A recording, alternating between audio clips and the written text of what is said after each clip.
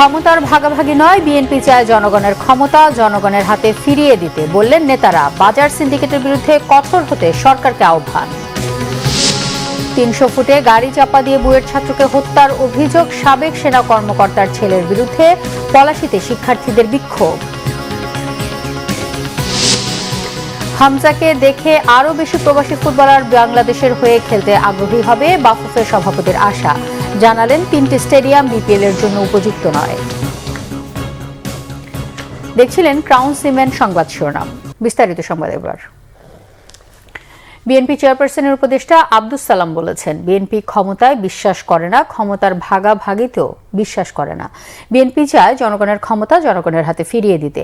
দ্রব্যমূল্যের ঊর্ধ্বগতির জন্য রাজধানীর জিগাতলায় ন্যায্য মূল্যে নিত্য প্রয়োজনীয় পণ্য বিক্রির কৃষক বাজারের উদ্যোগ নিয়েছে agriculturist association of Bangladesh, Dhaka মহানগর। শুক্রবার সকালে এর উদ্বোধন করেন বিএনপি চেয়ারপারসনের উপদেষ্টা বীর মুক্তিযোদ্ধা আব্দুস সালাম। সংক্ষিপ্ত সমাবেশে আব্দুস সালাম বলেন, বিএনপি ক্ষমতায় নেই, তারপরেও বৃহৎ রাজনৈতিক দল হিসেবে জনগণের কষ্ট লাঘবে এই উদ্যোগ। তিনি সতর্ক করে বলেন, বিএনপি নেতাকর্মীদের কোনো অপকর্ম মেনে নেওয়া হবে না। এদিকে জাতীয় প্রেস ক্লাবে নির্বাচনী রোডম্যাপ ও জন আকাঙ্ক্ষা শীর্ষক আলোচনায় সাবেক বিরোধী দলীয় চিফ হুইপ এবং বিএনপি চেয়ারপারসনের উপদেষ্টা জয়নুল আবেদিন ফারুক বলেন, সংস্কারের নামে নির্বাচিত প্রতিনিধির হাতে ক্ষমতা হস্তান্তরে বিলম্ব জনগণ মেনে নেবে না।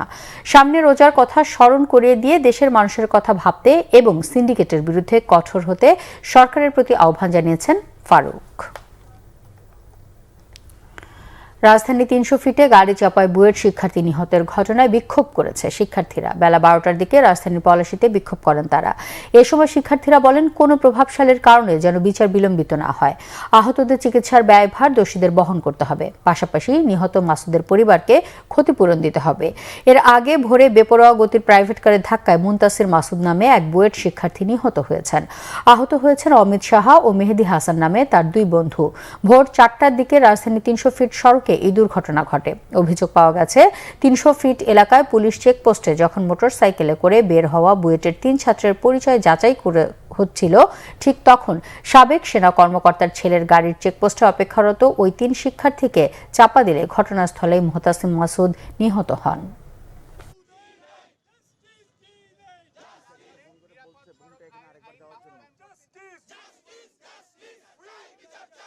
আমরা আমাদের ভাইয়ের হত্যার সুষ্ঠু ও অতিসত্বর বিচার চাই।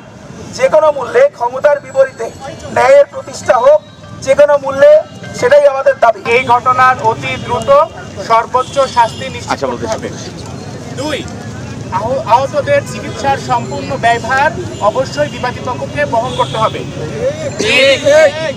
নিহত মাসুদের পরিবারকে যথোপযুক্ত ক্ষতিপূরণ প্রদান করতে বিবাদী পক্ষকে বাধ্য করতে হবে।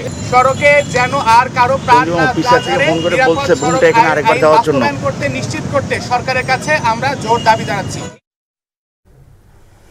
ইনভেস্টমেন্ট কর্পোরেশনের চেয়ারম্যান অধ্যাপক আবু আহমেদ বলেছেন, অর্থ পাচার ও ব্যাংক দখল বন্ধ করা গেলেই দেশের অর্থনীতিতে গতি ফিরে আসবে। আন্তর্জাতিক অভিবাসী দিবস উপলক্ষে ডিবেট ফর ডেমোক্রেসি আয়োজিত ছায়া সংসদে তিনি একথা বলেন।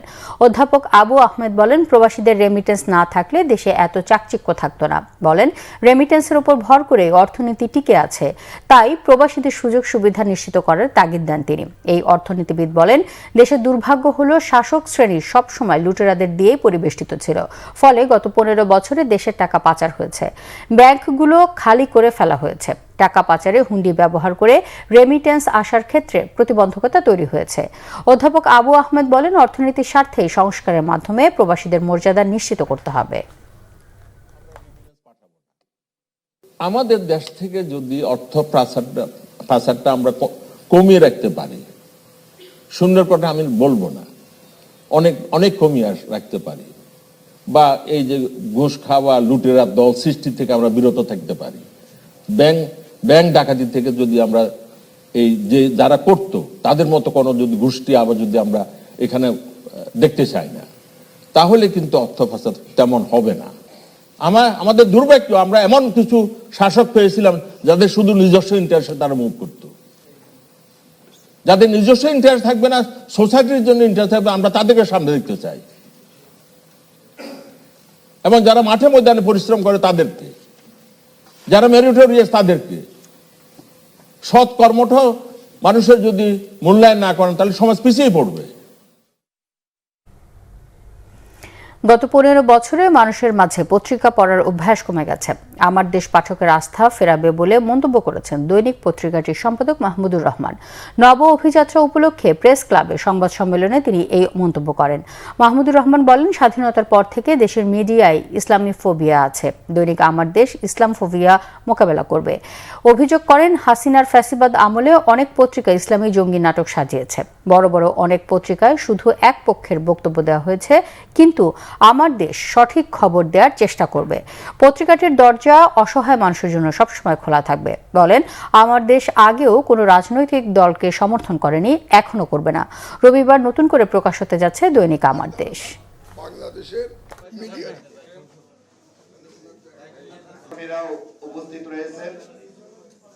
বাংলাদেশের মিডিয়াতে একটা ইসলামোফোবিয়া আছে। আপনারা অনেকেই হয়তো স্বীকার করতে চাবেন না, কিন্তু আছে।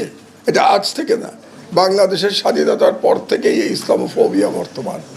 আমরা আমার দেশে এই ইসলামোফোবিয়াকে মোকাবেলা করব। গত 15 বছরের তেলবাজির কারণে এবং দালালির কারণে পত্রিকা পড়ার অভ্যাসটা বাংলাদেশে কমে গেছে। এটা আপনারা সবাই জানেন, কারণ পত্রিকার উপরে মানুষের আস্থা উঠে গেছে। এবং সেই কারণে পত্রিকার যারা যারা বড় বড় নাম যারা শোনেন, তাদের সার্কুলেশনও শতকরা 50% কমে গেছে প্রত্যেকের। আর বাকিদের কথা আমি নাই বললাম।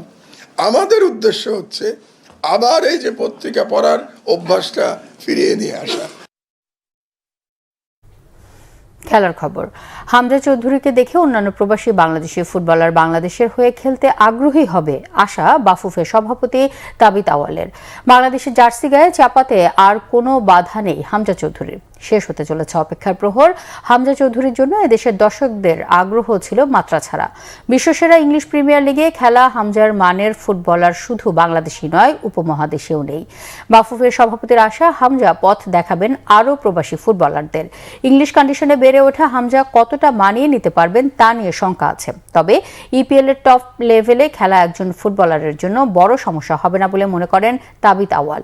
শুধু কন্ডিশন নয়, সমস্যা বাংলাদেশের লিগের মান ও মাঠ নিয়েও। এই নিয়ে হতাশ বাফুফের সভাপতি। ক্রিকেটারদের মতো ফুটবলারদের ব্র্যান্ডিং করতে কাজ করছে বাফুফের মার্কেটিং টিম। এশিয়ান কাপের বাছাইয়ে পরাজয়ের ব্যবধান কমানোর চিন্তা না করে জয়ের আশা বাফুফের। যে সাড়াটা পাচ্ছি সেটা হলো যে ওনারাও চাচ্ছে ভালো ভালো বাংলাদেশি প্লেয়ারদের সাথে খেলতে। ওনারাও চাচ্ছে যে ইন্টারন্যাশনাল মাটিতে সবচেয়ে স্ট্রংগেস্ট টিম যেন ফেডারেশন তৈরি করতে পারে, যেন আসলে আমরা ইন্টারন্যাশনালি স্বীকৃতি পাই এবং ভালো খেলার একটা পরিবেশ আমরা পাই। আরেকভাবে আমাদের প্লেয়াররা, লোকাল প্লেয়ার যারা বলি, লোকাল প্লেয়াররা দেখছে এই international acclaimed players like Hamza Chowdhury যারা যখন আসে বাংলাদেশে, তারা তখন মনে করে যে এই প্লেয়ারদের মাধ্যমে তারাও কিন্তু তাদের একটা চান্স পেতে পারে বিদেশের কোনো লিগে, বিদেশের কোনো মাটিতে। তো হামজা চৌধুরীকে আমরা এক্সেপশন হিসাবে দেখতে চাচ্ছি না, আমরা হামজা চৌধুরী দেখতে চাচ্ছি যে আগামীর একটা নর্ম, যে আগামীতে অনেক বাংলাদেশি প্লেয়ার বিদেশের ভালো ভালো লিগে খেলার চান্স পাবে। আমাদের বর্তমানে 3টা এডিশনাল মাঠ আছে, স্টেডিয়াম আছে, যেখানে আমাদের স্বীকার করতে হয় যে বাংলাদেশের টপ প্লেয়ারদের জন্য ওই খেলা উপযুক্ত নয়। এই ছিল এখনকার মতো। পরের সংবাদ সন্ধ্যা 6টায়। এর আগে বিকেল 5টায় রয়েছে নিউজ টপ 10 দেখার আমন্ত্রণ রইল। এছাড়া বাংলা ভিশন সংবাদ ও সংবাদ সংশ্লিষ্ট অনুষ্ঠান দেখতে ভিজিট করুন www.bvnews24.com ও facebook.com/banglavisionnews এবং সাবস্ক্রাইব করুন youtube.com/banglavisionnews। ধন্যবাদ।